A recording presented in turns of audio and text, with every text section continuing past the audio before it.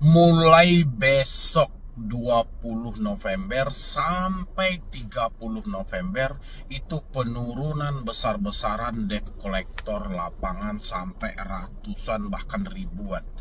Ini informasi dari siapa sih yang seperti ini gitu loh. Banyak banget yang bertanya sama saya, Bang Medi itu gimana Bang, katanya mau penurunan debt collector besar-besaran gitu loh. Saya mikir, jadi sebenarnya debt collector ini berapa jumlahnya semuanya gitu loh.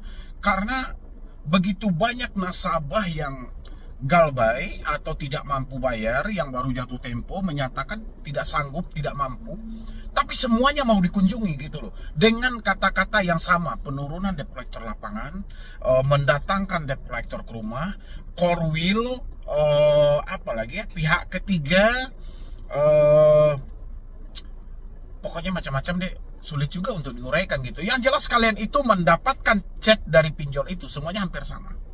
Mendatangkan debt collector ke rumah ribuan, ratusan, puluhan.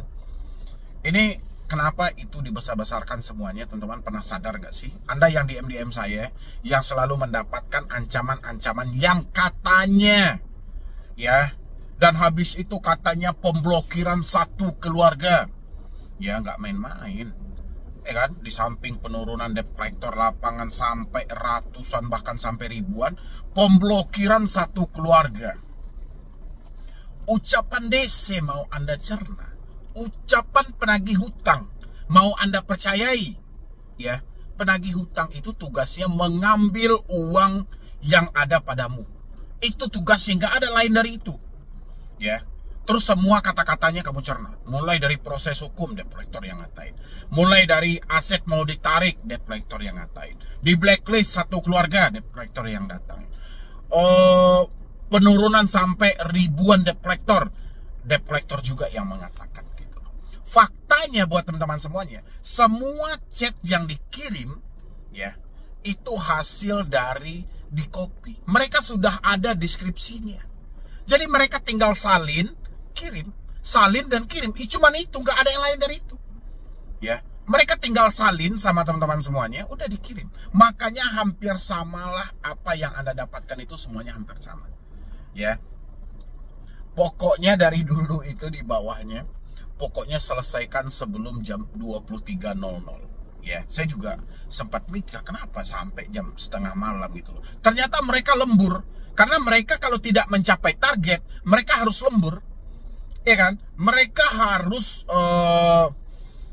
kejar target mereka. Makanya dimintalah Anda terakhir sekali di poin paling bawah, kalimat paling bawah, selesaikan sebelum jam 23.00. Saya tanya dulu, Anda ada nggak mendapatkan pesan berupa blanko surat penurunan debt collector lapangan atau surat tugas dan lain sebagainya, tapi di bawahnya Anda diminta membayar sebelum jam 11 malam? Ada?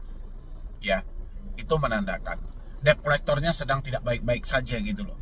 Berarti masa kinerja mereka itu sudah di ujung tanduk. Jadi antara besok berhenti atau besok bekerja gitu loh. Makanya mereka tekanlah habis-habisan sama teman-teman semuanya. Supaya apa? Supaya Anda melakukan pembayaran dengan dalih tadi gitu loh. Dan kenapa debt collector itu selalu menggunakan penurunan DC lapangan tanggal 20 sampai tanggal 30, penurunan ribuan pihak ketiga, penurunan kolektor wilayah? Karena kebiasaan dari kita semuanya. Ya, kebiasaan dari kita semuanya selalu takut dengan hal-hal yang seperti itu. Sehingga ucapan ini dipakailah terus-menerus oleh debt collector ketika melakukan penagihan. Ya, ini poin yang sebenarnya. Jadi saya harap buat teman-teman semuanya, dimanapun Anda berada, di aplikasi manapun Anda telat bayar per hari ini, ya, per hari ini, terus Anda mendapatkan akan terjadi penurunan debt collector lapangan tanggal 20 sampai tanggal 30, gak usah Anda percaya, semuanya dirubah-rubah.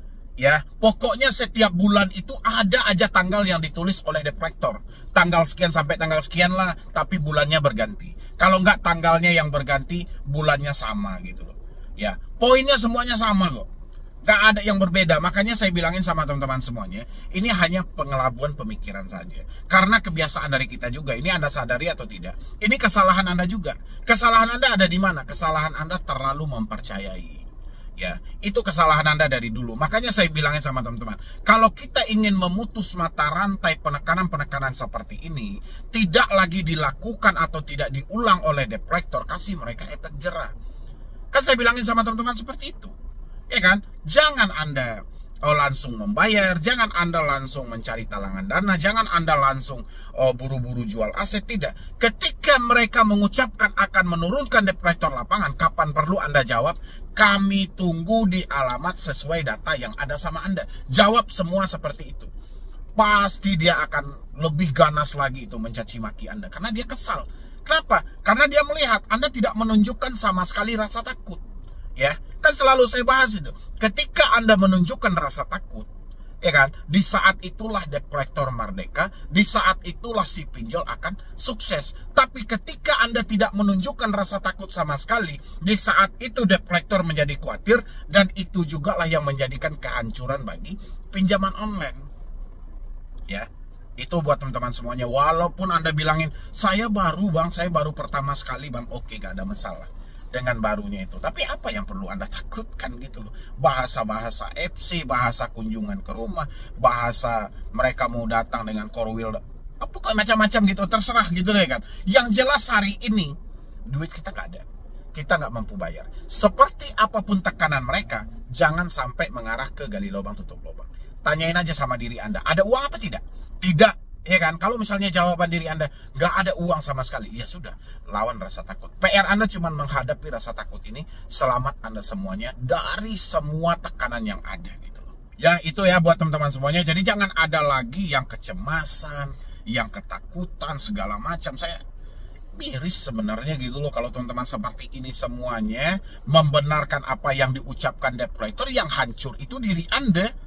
Kalau debt collectornya apa? Yang penting mereka targetnya tercapai, mereka dapat gaji. Ini cuman keinginan mereka gitu loh. Mau Anda seperti apapun dalam membayar, ada uang atau tidak atau gimananya, mereka tidak peduli dengan hal itu. Ya, yang mereka pedulikan adalah bagaimana dia mendapatkan tagihan, dia mendapatkan bonus, dia mendapatkan target. Ya, target dia tercapai, gaji dia keluar. Itu yang dia butuhkan. Anda mau gali lubang tutup lubang, terserah. Anda mau jual aset, terserah bagi mereka. Dan inilah yang harus kita kendalikan.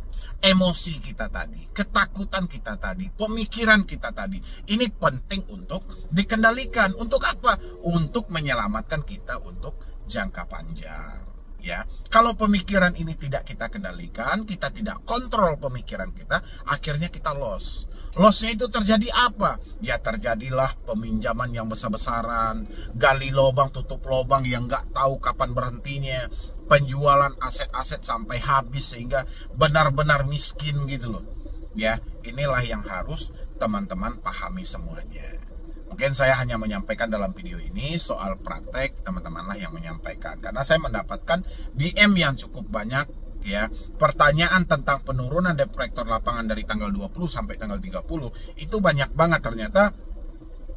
Dia sudah mulai tuh merubah tanggalnya karena ini udah mendekat-dekati akhir tahun, ya segala drama dan skenario itu akan diciptakan. Makanya inilah penting untuk logika kita berjalan. Jangan kita ikuti drama-drama ketakutan yang ada dalam pemikiran, yang mana ini akan merugikan kita lebih dalam lagi gitu loh. Yang mana ini akan mengacaukan semua pemikiran kita, yang rugi diri teman-teman semuanya. Ya buat teman-teman semuanya, mungkin dari saya cuma itu aja dulu. Mudah-mudahan ini bisa membantu. Tidak ada yang perlu Anda takutkan. Pokoknya tanamkan dalam diri Anda, saya ini tidak mampu bayar, bukan tidak mau.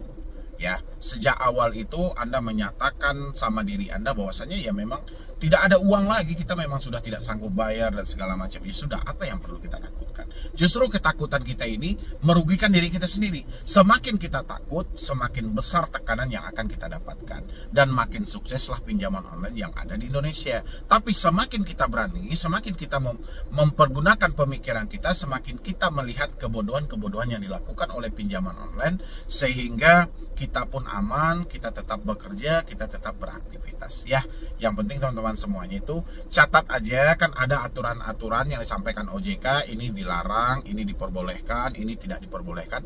Anda harus hafal ini. Jadi ketika hal itu terjadi pada diri Anda bisa melihat, oh ini kurang ajar, ini terlalu kejam, ini nggak boleh, ini itu aja buat teman-teman semuanya. Jadi jangan ada lagi Anda berpikir hal ini, hal itu, yang mana itu semuanya mengacaukan pemikiran Anda.